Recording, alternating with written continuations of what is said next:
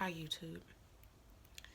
If you're watching this video, I'm going to assume it's because you are trying to overcome addictions and you are on YouTube looking around to see what can you do, which is a good thing. It's something that I did. I've come to YouTube for a lot of things that I wanted help with or had questions with, and it's been a really good resource for me hearing from people who have dealt with things that I've dealt with. However, addiction is one of those things that I felt like I didn't really get the answers that I needed from YouTube the way I really wanted them. But I told myself that if ever I overcome this, or when I overcome this, or anything in my life, I'm going to share my story with other people so that they can use it and be free the way that I've been free. I'm not a YouTuber. I don't like taking selfies. I don't like video recording myself. This is extremely awkward for me. So it's literally only God and my love for people that is making me record this video, because I truly believe that the process that I took to overcome addiction is going to work for you. Like, I believe that without a shadow of a doubt. I have 150% confidence in that. And so although I'm not a YouTuber, I'm taking to YouTube to give you what I have. And I really hope that it benefits you and that it helps you to get the same results that I got. I'm not going to take up a lot of time. I've written down my keys because, like I said, I'm not a YouTuber. I'm not good at this. But I did write down the things that helped. I really hate long videos, so I'm going to just read through what I did, and hopefully it helps you. There are 7 things, and I encourage you to write them down. Number 1, I was aware and I accepted that I had a problem. That sounds real AAA meeting and corny, but I'm telling you, that really is like the first step.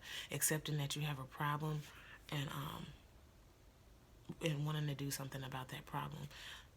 A lot of people are in denial about being addicted to things. That was me. I felt like I wasn't addicted because I had control over it. I was functioning. I was working. I was making money still. I was still taking care of family situations. So to me, I didn't want to accept that I had a problem in the beginning. But the first thing is accepting you have a problem, or you're not going to get anywhere. The second thing is making a decision that you want to do something about that problem. There was a point where I realized I had a problem, and then there was like a 2-year span of me knowing I had a problem but not wanting to change it, because I felt like, oh well, big deal. It's not killing anybody else. It's not harming anybody else. In my case, in your case, that may be different. But I had rationalized how I was just going to continue to be a functioning addict. Just to tell you the things that I was addicted to, my drug of choice was weed. That was probably my biggest struggle. But I also was addicted to cocaine. I also was addicted to opiates. I also was addicted to X pills. I was addicted to alcohol at one point, which really had a lot to do with depression that I was going through. I was addicted to people, me needing people to approve of me or like me. I'm a very likable person, but I had this weird addiction to wanting to be the comforter of everyone in my life and accepted by everyone in my life. These are just a few things that I was addicted to. So I had to make the decision that I didn't want to do it anymore. Biggest thing, like I said, was weed for me. So I had rationalized why it was okay. You gotta get tired. You gotta get to that place where you're like, I just don't want to do this no more. Why am I doing this? I remember rolling up a blunt, and before I even smoked it, I was just like, I don't even want to do this no more. I'm just doing it to go through the motions, but why am I doing it? I got tired. You have to get to that place where you are just tired. For me, I remember throwing away my drugs. I threw away cocaine that I was selling. I threw away X pills that I had. I had a lot of those. I threw them all down the trash, but since weed was the love of my life, I didn't throw her away. I just smoked all of my weed up and was like, look, after this last blunt, I'm not smoking anymore.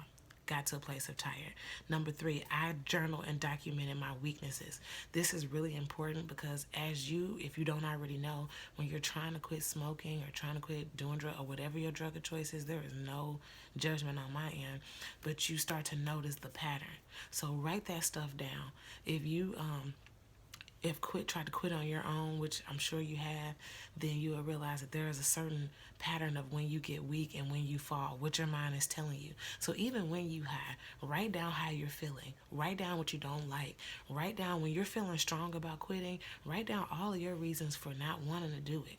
You know, how it hurts your finances, how it hurts your family, how it keeps you unmotivated. For me, the biggest thing is that I had so much potential that was untouched because of the drugs. I was doing everything that needed to be done and nothing more.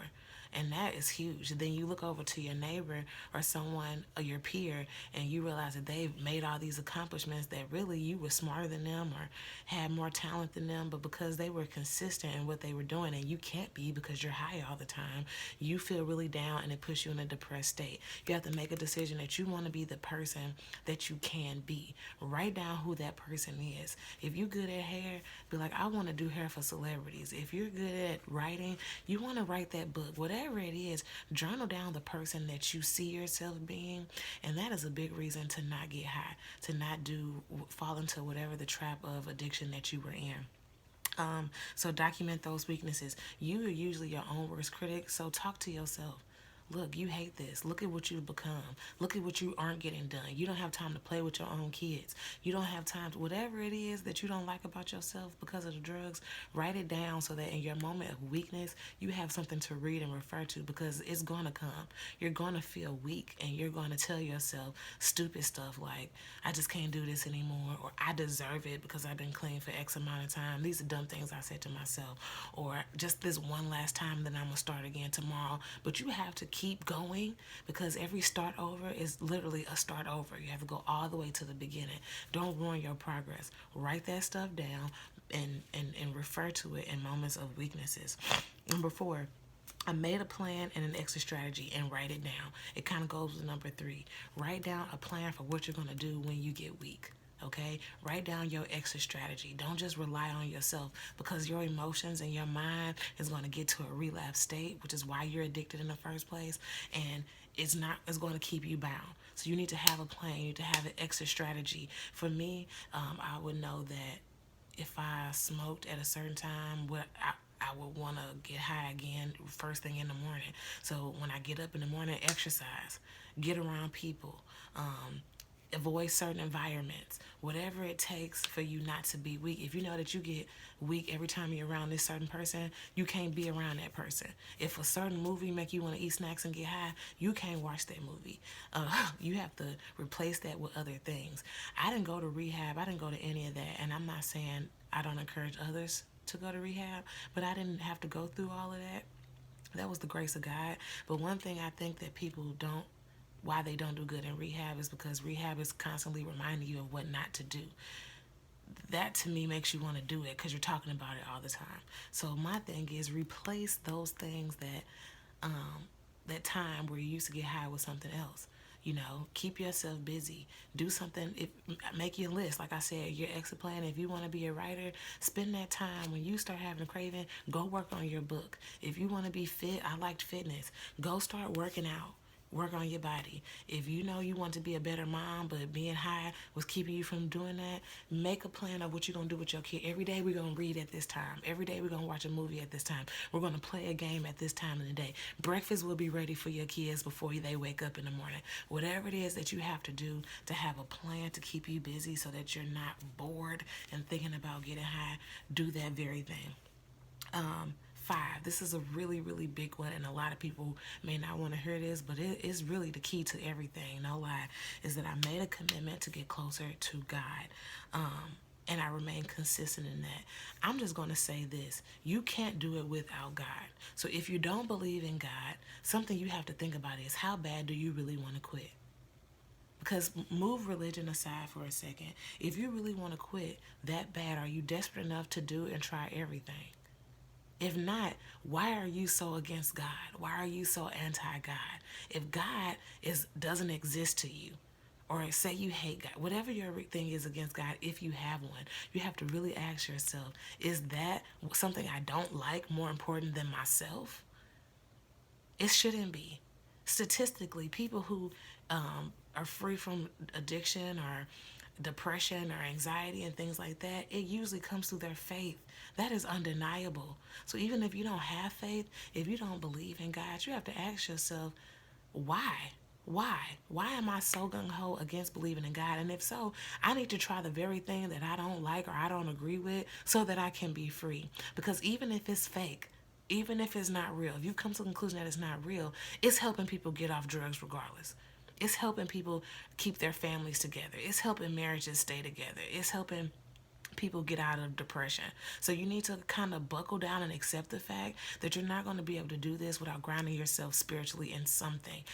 I say something, but I mean Jesus, because Jesus is the only thing that can sustain you. I'm going to do a whole nother video on how God is real and that Jesus is the way, and the undeniable truths on how I found out for myself that Jesus was who he said he was. That's for another video.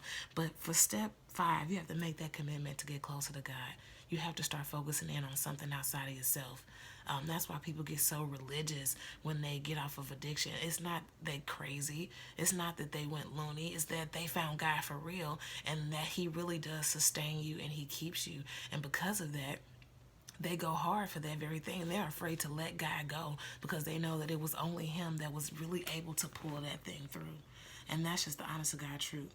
That's why you see people that will be clean for so many years and then they will relapse. I'm telling you, only God can sustain you. You can't do it on your strength. That's why you always fail. Number 6, I fell out of love with my life and I fell in love with his will. I'm going to make this as simple as I can.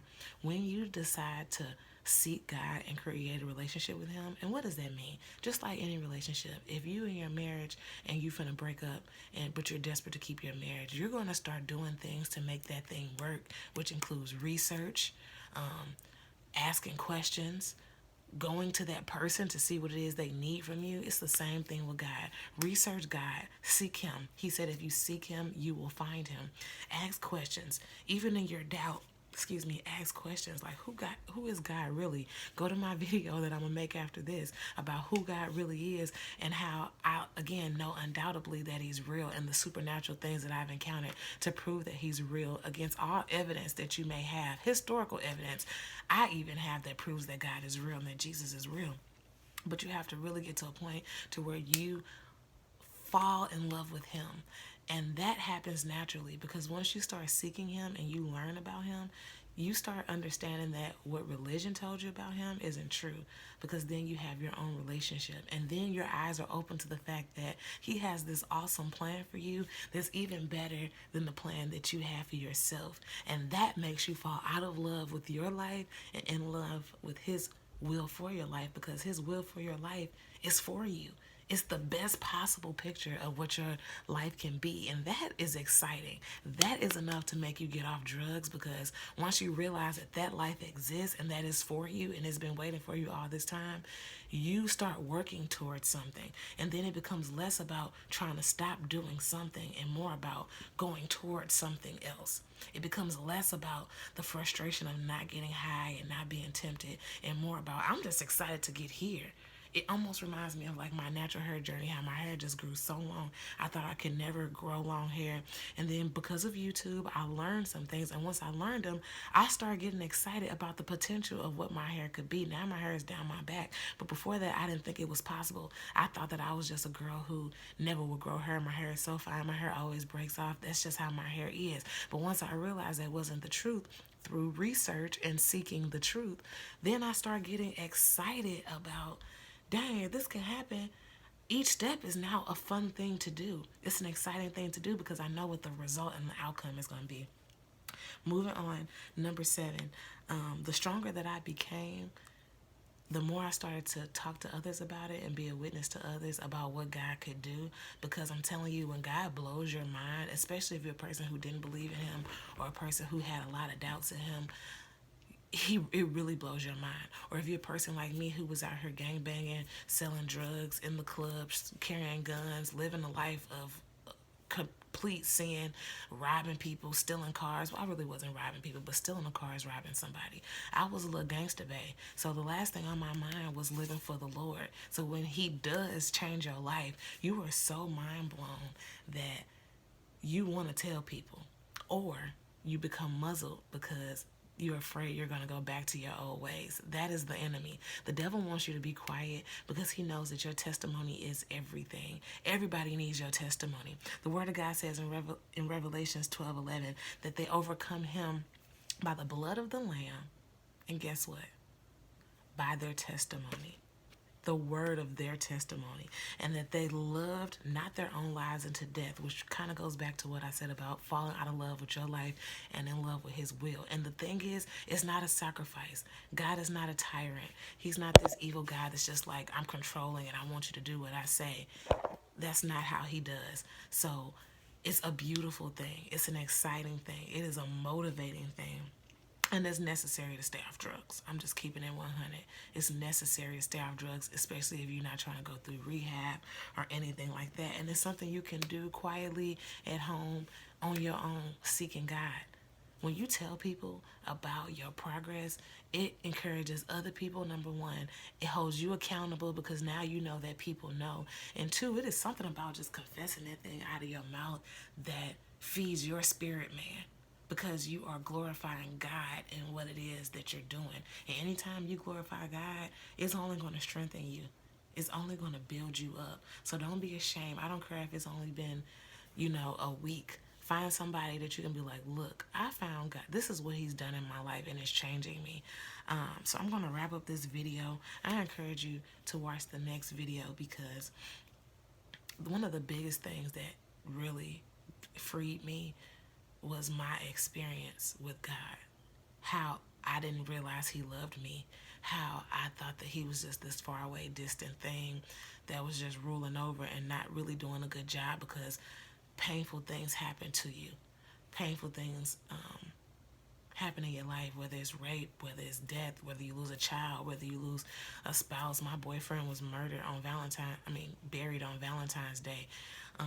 It's a lot of things in life, but I'm telling you, God revealed himself to me in a way that was so supernatural. And the crazy thing is it ain't just for me. It ain't like he cracked the sky open and came down just for Andrea. Everything that I did and how he showed me himself, he wants to do the same thing with you. So on the next video, I'm just going to talk about how I have been sustained in my sobriety through God, and the supernatural way that he's kept me free and kept me growing in the way that he has. Thank you for watching this video. If you watched it, it's much longer than I thought it would be, but God bless you.